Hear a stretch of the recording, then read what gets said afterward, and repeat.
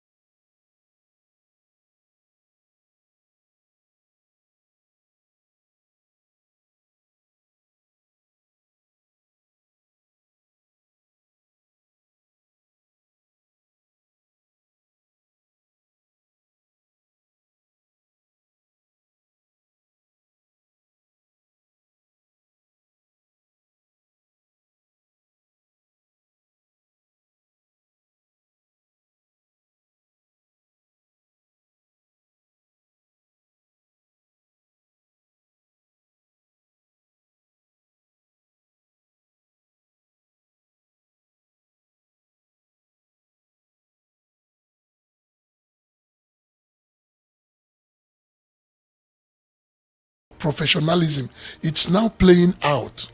The absence of professionalism, the absence of real monitoring and enforcement is where the whole society is suffering it now. You see somebody who was just a motor boy, suddenly he's behind the steering because his boss was not around when they needed to repack the truck. And he said he has been watching his boss. So he mounted the steering and moved the vehicle and repacked it.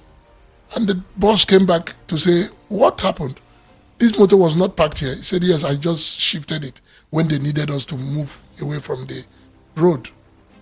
And the boss, instead of saying, you wouldn't have done that without calling me. We'll clap for the We'll clap for him and say, this guy is doing well. You will be introducing him everywhere. They said, do you know he can drive now? That he moved the vehicle within 2 meters means he can drive now.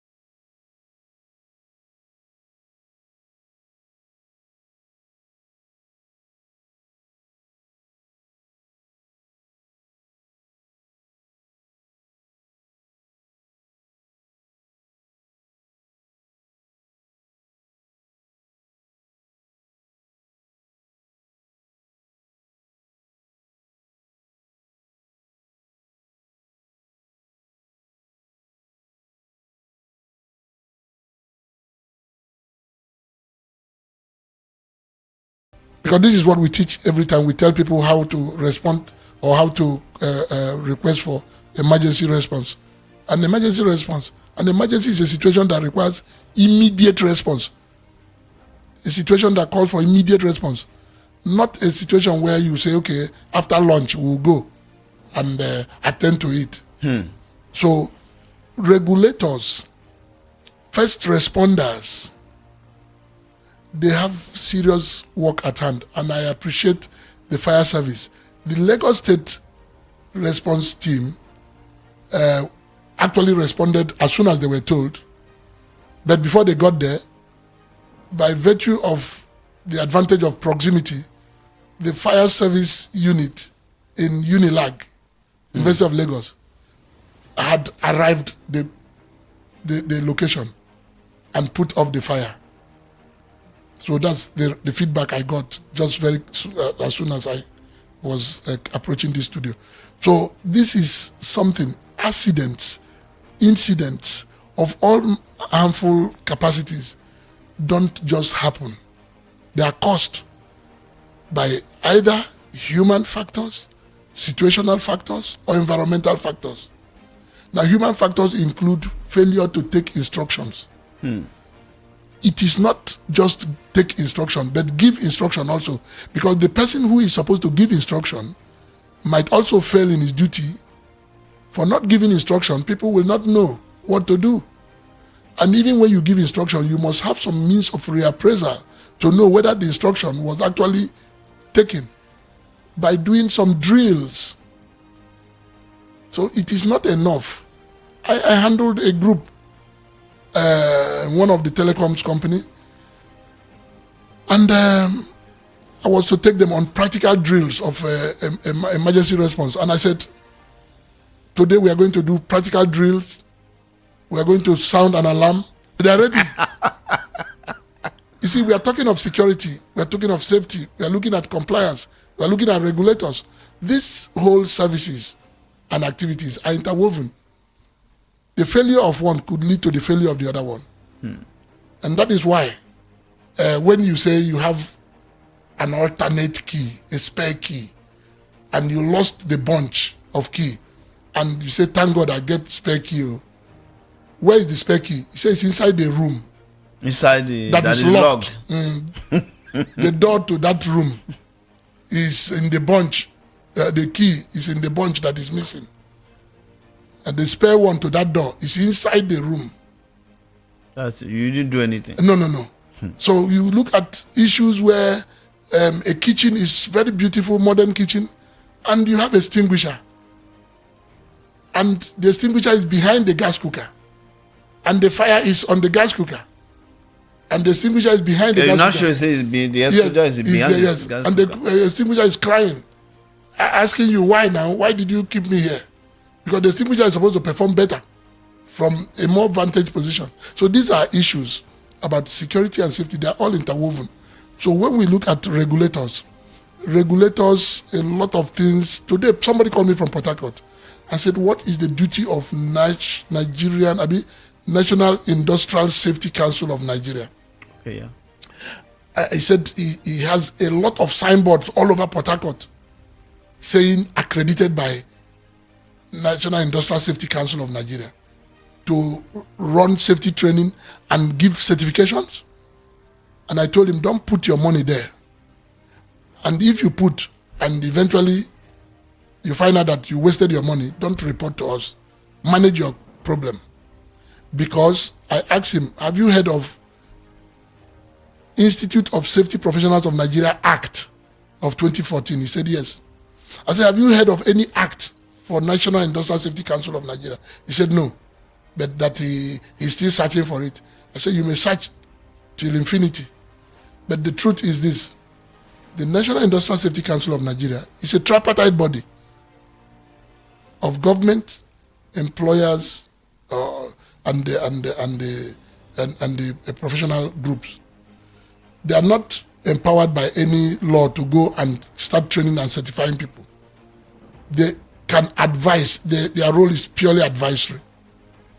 But because some persons, when they find themselves in the leadership positions in those organizations, they started going off their purview, the purview of their mandate, just for pecuniary reasons, for economic gains. And they mislead a lot of people. And some experts, some well-trained persons who would have controlled or directed them better will be part of their faculty team. And that is not acceptable. So there are too many things. That's why I said the watchdog has to be watched. The regulator has to be regulated. Now, the Eastbourne Act, since 2014, what can you say that you have achieved so far? Because there are still a lot of safety infraction back and front everywhere.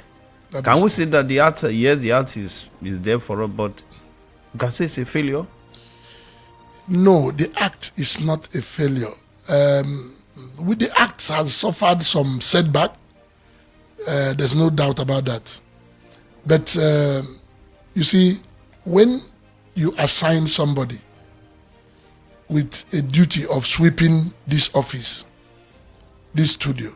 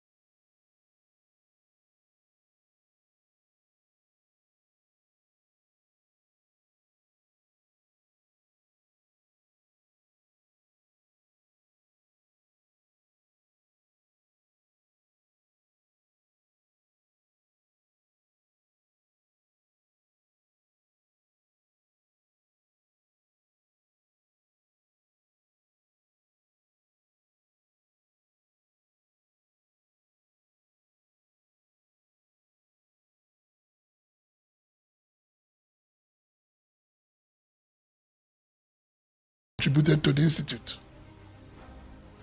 It is what you put that determines what you get. So we try to encourage them to come up. And some persons, because they are too familiar with politics and politicking, they think it's a place where you harvest money. They believe that some money is coming from somewhere, and so people must be on standby to share the money. Whereas you work out the money, and how do you work out the money? You monetize competency, you monetize knowledge, you monetize skill. You use it to carry out control measures, knowledge updates, capacity building. You charge for services like that. You cannot tell people to pay you for ignorance. Don't market ignorance. You cannot market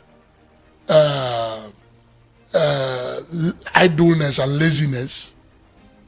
Like we say in the maritime, we say ships don't make money when they are packed along the jetty. Ships makes money when they are making voyage. when they are in transit, when they are moving to destination, because they have to move goods and services from point A to B. But when they are parked at the jetty, they pay demurrage. They pay port charges. It is only when they are moving. Nobody will charge the ship for moving in international waters. But if it's parked, and he's making money when it's moving, it's and nobody charging him. Yes. But if he's parked, yes, there is not making money, yes, and it's being paying. charged. Exactly. Yes. So the ship is supposed to be moving. You understand? And to make the ship move, it means that the watertight integrity of the ship must be certain, and a whole lot of things. So safety, as the act came, we found out that many people who did not understand what the act was all about started clamoring for position of leadership. Thinking that money is there to pass. Yes. So they started doing a whole lot of things. And when they couldn't even make the money through the proper way by giving the competency and monetizing it, they started sponsoring mediocrity. So sometimes some people started saying, okay, you can get this certificate even without training. Do you know the danger in giving somebody a certificate as a midwife when he's not trained? We license to go and keep people. That is it. So it's the same thing, like giving somebody license when he's not a driver.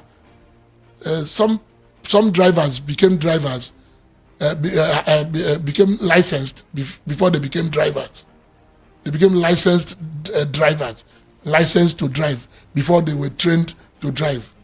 So there are a whole lot of things, misplacement of priorities.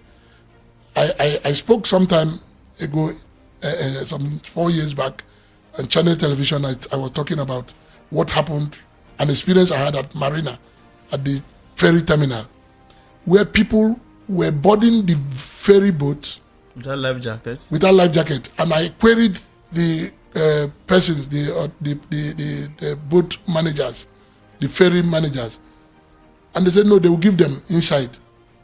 Once they sit down, they will give them the life jacket. And I said, between the jetty and the boat and that their seat, if current, tidal effect, and wave affect the ferry and it shifts a bit from the jetty, when somebody just stretched his leg to enter, it can fall between the jetty and the ferry. And the jetty area is always very deep. And if the person cannot swim, of course, the wave can move him under the jetty. And if he's on high tide moment, he can hit his head up there and get concoction that will make him disorientated to the extent that he will be unconscious and die. A whole lot of things happen. Now, we are called Institute of Safety Professionals of Nigeria. Whether you are in aviation safety, whether you are in chemical safety, whether you are in the oil and gas, whatever maritime safety, that is the umbrella body. But because so many people are obsessed with the desire to have titles attached to their names, or they now started divide and rule by breaking organizations, try to create new names, just like some people break their own villages and community and say this is autonomous. We now have our own chief, just because they want to be chief. They want to have that title. They want that title. Yes. Not the responsibility. No, not the responsibility.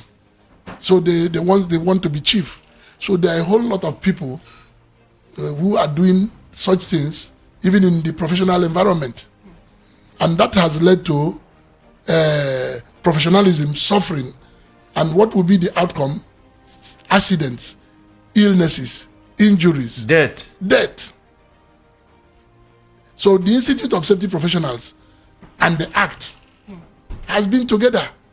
But like we say, the harvest is plenty, but the laborers are few.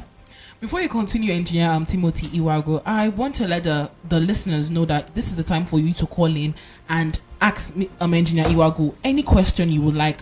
regarding to the institute and the act. The number to call is 0700 903 903 903, or you can send us a message on WhatsApp at 0817 175 6338. Engineer Iwago, I read here and that you said that the objectives of the institute shall be to organize, provide professional training in the area of safety and management. Does it say that the institute sells out training? You can, maybe an organization can come to you guys and tell you people that, oh, we want you people to train our staffs. Is that a means of transaction? The companies pay the institute to teach safety? Yes, it is even written clearly in unambiguous terms in that act that the institute shall charge fees. And then I remember when we were pursuing the act, a senator said, I hope you people are not expecting that government will give you money. I hope you will be able to be self-sustaining. And we are seeing it today. So you say that the institute is not sponsored by the government? The institute is not at all? No. The government only empowered the institute, became a regulatory body empowered by that act to regulate safety management in Federal Republic of Nigeria in collaboration with relevant agencies of government. And the question is, which agencies are relevant to the objectives, powers, and functions of this institute? Now, we have NAFDAC, we have Standard Organization, we have the Nigeria Police, we have even the customs. Do you know that the custom has to search and do rummaging? I want to use maritime language, of containers, of packages, and then some of the packages, the contents are not homogeneous. They are so heterogeneous. They are a cocktail of varieties. Before we get to that, let's take this call because there's some calls that have been coming in and they would like to ask some questions. Okay. Hello, who's on the line? Good afternoon. Hello. How are you, ma? My name is Brother White from Alimosho. Am I hearing you? Your name is what again? Are you hearing me? My name is Brother White from Alimosho. Please do call back. Call us back, okay? The number to still call is 0700 903 903 903. Hello, who's on the line? This is Ugo. Good afternoon. Good afternoon, Ugo. Where are you calling from? Good afternoon to these two young gentlemen in the studio. I'm calling from UK. Okay, thank you, Ugo. It's to this revelation and this program today is quite shocking to me. Hearing a Nigerian explaining all these things in detail like this, and the first thing that came to my mind is this man once in abroad? Do you know that as electrician, you cannot touch any electrical apparatus in any given company without reading the risk assessment, though you are a qualified electrician? Whatever you see white people do, they first of all check the risk assessment. Do you know that a common a fall, you clean floor in Nigeria today, you clean floor in overseas, and you don't put caution that the floor is wet. If somebody fall because of that wetness of the floor, that you are in trouble. Here we go. Say, so the zero. Why for stand up there and come out? But in your banker where you have a lot of people, if such a thing happen overseas, and the person raise concern, that company or that organization is in trouble. Come on, if you fall. But when we were in Nigeria, you go to bank, they are mopping, they are cleaning when even in the rainy season, and nobody cares. He's talking about fire extinguisher. Fire extinguisher in every company, they have weekly assessment. It's somebody's duty. They are talking about employment and unemployment. After we will be saying, well, our system not working. Every organization have their fire extinguisher that will be checked once per week. First of all, you check the condition, you check when last tested, you check the due date, you check whether the seal have been removed or shipped by anybody. That's somebody's work on weekly basis. There is a strap they used to put in the door. When I came in newly, and whenever I open the door, I will hear something like that canvas that they used to put striped on the top that when you draw it with this sharara. And I was very, very angry. Why is this people put this thing in the door that keeps on making noise when I opened the door, when I came in newly? It's when I started work that I knew that that thing is fire striped. That the function is this: when the room is heated, if there is fire outbreak and the room is heated, that thing will seal the door to make sure that the fire did not exit that place for next between 30 to 40 minutes before the rescue team will come in, so that they make sure that the fire did not spread. Are you hearing it? Yes. So these are the reason we don't. In fact, we don't have value for your life. He's talking about JT now. Talking about the DB. I've traveled through Apapa route because I was doing business in Lagos Island finally before I left Lagos. Traveling from that Apapa route, and that even the big canoes, the one that is bigger than ordinary normal canoe, the ones that like bus, the water bus, or how do I call it? It's the same thing he's talking about now that they are still doing. They cannot give you life jacket until you enter inside. And it's so scary that between that 2 points, and you're talking about the depth of the sea, between that place and where you stretch your leg to enter into that place, it's a very big danger. It's a very big one. Anything can happen, and anything can happen. I don't know why we have this kind of people sitting, that they are not even at the back seat in Nigerian setting and the system. The man that is talking now, if there's minister of this, minister of that, he might not even be among the cabinets. Who will bring this idea? No, is the president of Institute of Safety Professionals of Nigeria. Okay. So, but we have people like this. We have Omotosho Adeji, what's his that name? Somebody Adeji that used to come to VOP. That is, I don't know. We have so much learned people, apart from those overseas that are in Nigeria today, that are not really useful to the government, because they will not be sorted after, and even when they are available, they will not be pick or choose. Thank you, Ugo. It's quite unfortunate. Thank you, I'm grateful for hearing all this. God bless you, sir. Thank you. Thank you.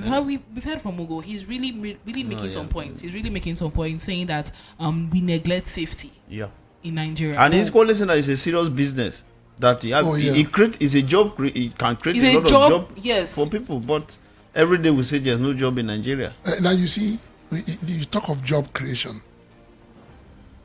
In 2015, we did a very big work. We spent money. We just contributed money among about two other engineers and 2 other environmentalists, and went to Imo State to sell the idea to government. We didn't say give us money so that we'll give you this. We said allow us, give us the enabling environment to put this thing into society and the environment, so that you will maximize your internally generated revenue through compliance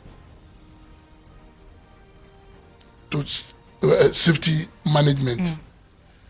Do you know that there are very few, if any, hotels in the hospitality industry that have the capacity to wake all their guests if there's fire at night in the building? There should be a central system that could wake everybody up in their rooms. And there is almost no hotel that will tell you about what to do in an emergency as you are going to your room. They don't have it. They don't have a system that can tell you from your room, that is from the front desk, put a video that will show in all the televisions in the rooms what to do in an emergency. We are lacking too much. In Nigeria, we have had cases where people, because of no electricity, but there's generator in the hospital, so the morgue is cold, at least to preserve morbid objects, dead bodies. People carry their water, what they call pure water, they sell in the town, and go and cool it there. The mortuary attendant is helping. They say he's a good man. Engineer Timothy, well, in a nutshell, what would you say is the Institute of Safety going to do, like, in years to come? Yes, in years to come, 30 seconds. we are going to make sure that only competent persons have the certifications that will be authorized to play the role of safety officer, safety supervisor, safety management in industry. And we are going to make government to know that unemployment is a mental state. We have too many areas of employment that have not been harnessed. And we also have too many Nigerians that are not employable because of the dichotomy between the industrial labor market and the academia, the curriculum of our learning environment. So there must be something. That is where we are planning. That's where we are going. Thank you so much. Thank you very much, Engineer Timothy Iwagu, for coming on the show today. Thank you so much, Mr. Joseph. Thank you very much. And thank you very much, our listeners, for calling and tuning in. This is still the Voice of the People, 90.3 FM. And coming up next is Matters with Ikami Jide.